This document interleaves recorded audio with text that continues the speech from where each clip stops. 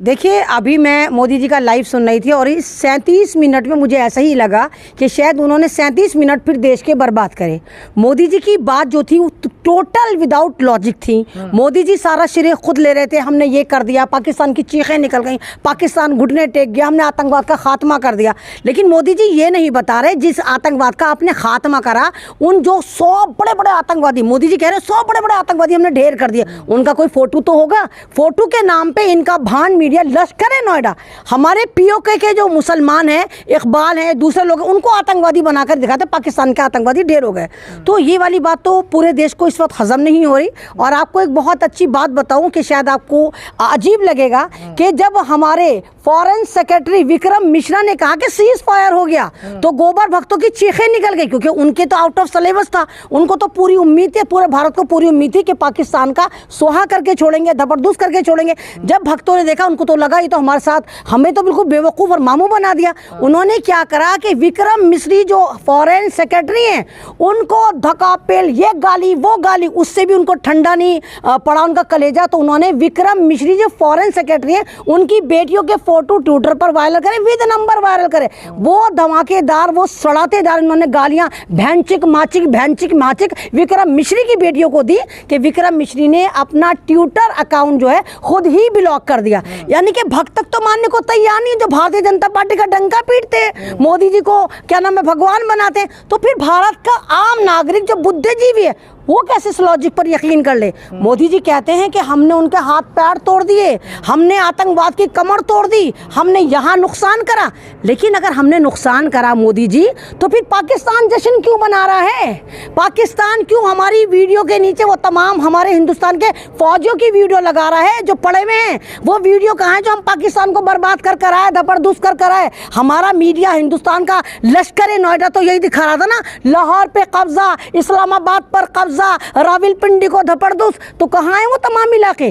तो ये सारा ड्रामा है। और कमाल की बात, हमारी बदनसीबी ये है कि हमारे मोदी जी के कहने से, आपने देखा था ना, पापा मोदी जी ने यूक्रेन वार रुकवा दी, यानी हम इतने पावर थे कि हमने यूक्रेन वार, मोदी जी की एक कॉल पर यूक्रेन वार रुक गई थी। और नहीं, पहली बात सुनो, जब मोदी जी के कहने से यूक्रेन वार रुक गई थी, तो हिंदुस्तान पाकिस्तान का जो मसला चल रहा था, इसमें हमें अमेरिका से कैसे पता चला? ट्रम्प के ट्वीट से हमें पता चला कि हम तो ठगे गए। हमें तो अब्बा बतूला अमेरिका बता रहा है कि सीज फायर हो गया। और सीज फायर जब होता है ना, तो कोई रूल्स ऑफ रेगुलेशन होते हैं, ऐसे हवा में नहीं होता कि वो फड़ंगी भक्तों का फुप्पा ट्रम्प आएगा और कह देगा जी सीज फायर हो गया। वो बाकायदा डॉक्यूमेंट साइन होते हैं, वो तो कुछ नहीं हुआ। और दूसरी बात, हु आर यू ट्रम्प, तुम कौन हो? क्या तुम्हारी पहली बीवी के भाई का इलाका है कश्मीर जो तुम उस पर बात करोगे? अरे कश्मीर हमारा अंदरूनी मामला है, हम बात करेंगे, आपस में बात करेंगे, तुम कौन हो तो कि तुम फैसला करवाओगे? तो समझ में नहीं आ रहा। ट्रम्प ने जिस तरह धमकी दी, ट्रम्प की धमकी साफ है कि अगर भारत हमारा कहना नहीं मानता तो हम तिजारत नहीं करेंगे। तो भाई तिजारत किससे नहीं करेगा ट्रम्प? वो क्या हसन हैदर से नहीं करेगा, सरफराज आदिल से नहीं करेगा, अहमद रिजवी से नहीं करेगा, भारत के मुसलमानों से नहीं करेगा, कांग्रेस से नहीं करेगा, या अडानी अंबानी से नहीं करेगा? ट्रेड तो अंबानी और अडानी के साथ होती है। तो यानी यहाँ पर सारा गेम समझ में आ रहा है कि अंबानी और अडानी को बचाने के लिए, क्योंकि ऐसी बहुत सारे प्रूफ है कि पाकिस्तान को अडानी अपनी बिजली देता है, बांग्लादेश को भारत की बिजली सप्लाई होती है, चाहे भारत वाले बिल्कुल बर्बाद हो जाए, ब्लैकआउट करके रहे। और कमाल की बात, ऐसी ऐसी वीडियो आ रही है, पाकिस्तान वाले कह रहे हैं कि हमने पटना का बंदरगाह उड़ा दिया। अब वो जाहिलो, हिंदुस्तान के मीडिया के भी बाप हो तुम। हिंदुस्तान का मीडिया तो लश्कर मीडिया है, बारूद मीडिया है, झूठ बोलता है। तुम तो मुसलमान बनते हो ना। अबे पटना में बंदरगाह कहाँ से आया?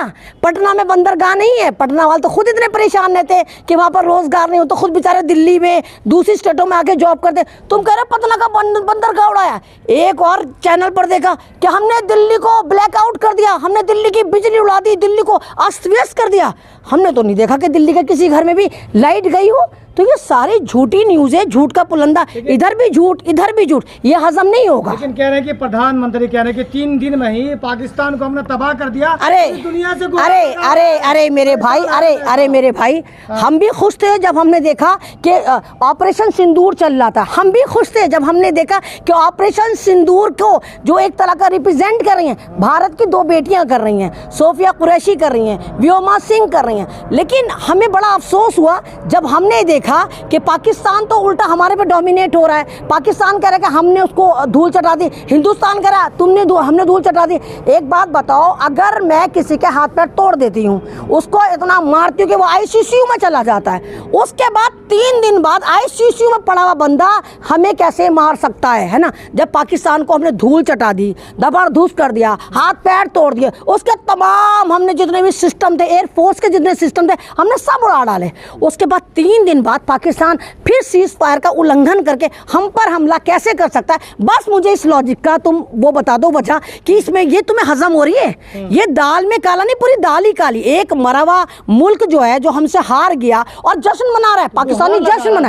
अरे नहीं, कौन गुहार लगा रहा है? अरे मोदी जी गुहार नहीं लगा रहे, पाकिस्तान खुश है, चाइना खुश है। नहीं, पाकिस्तान गुहार कहाँ लगा रहा है? पाकिस्तान तो जश्न मना रहा है। पाकिस्तान ने ऐसा जश्न मनाया कि अपने यहाँ के पहले वाले जो वजीर आजम थे इमरान खान, उनके साथ जाके इन्होंने कौम लूत ने गलत काम कर दिया जेल में। वो इमरान खान जो पाकिस्तान के सबसे बड़े क्रिकेटर थे, वो इमरान खान जो पाकिस्तान के वजीर आजम रहे, वो इमरान खान जो 82 साल के एक बुजुर्ग हैं और कैद में। तो पाकिस्तान ने तो ऐसा जश्न मनाया कि अपने प्रधानमंत्री के साथ जाकर कौम लूत वाला काम करा। और कह रहे हैं नहीं जश्न इसलिए मना रहा है, किस लिए जश्न मना रहा है? से बच गया वो। नहीं जी नहीं, जश्न इसलिए मना रहा है, वो ये कह रहा है कि हमने पाकिस्तान को धूल चटा दी। अरे आप हमारी वीडियो के नीचे जाकर उन पाकिस्तानियों की गालियां देखें, वो वीडियो देखें, वो सबूत देखें। हमारे पास तो एक सबूत नहीं है। वो हमारी राफेल उठाए फिर रहे कूड़े में, ये कूड़े में राफेल, वो कह रहे हैं कि हमने 5 राफेल गिरा दी। ये वही राफेल है जिसका घोटाला हुआ था,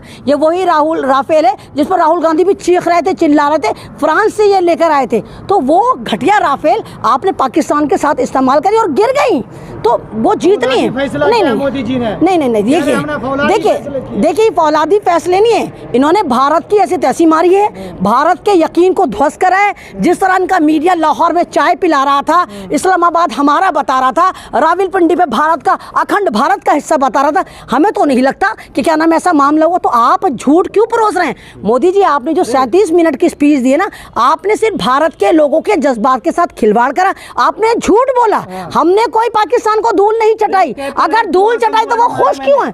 अगर आतंकवादी हमने मारे हैं, हमने क्यों सीज फायर करा? हम तो पाकिस्तान को अखंड भारत बनाते ना, तुम तो मरे जा रहे थे। हर भक्त यही तो कहता है ना, अखंड भारत बनाएंगे, अखंड भारत बनाएंगे, पाकिस्तान को भारत में मिलाएंगे। अच्छा मौका था, हम तो पाकिस्तान पे विजय प्राप्त कर रहे थे ना, हम तो पाकिस्तान को फतह कर रहे थे ना, हम तो जीत रहे थे ना। तो चाइना हमसे थर-थर कांपना चाहिए था और लगे हाथों चाइना के भी हम अपने, जो चाइना ने हमारे हिस्से कब्जाए वो भी ले लेते। अगर हम वाकई पाकिस्तान पर डोमिनेट होते तो चाइना भारत के साथ मीटिंग कर रहा होता और ये कहता कि मैं डर गया मोदी जी, मैं तो बिना लाल आंख दिखाए डर गया, मैं तो पाकिस्तान का अंजाम देख के ही डर गया।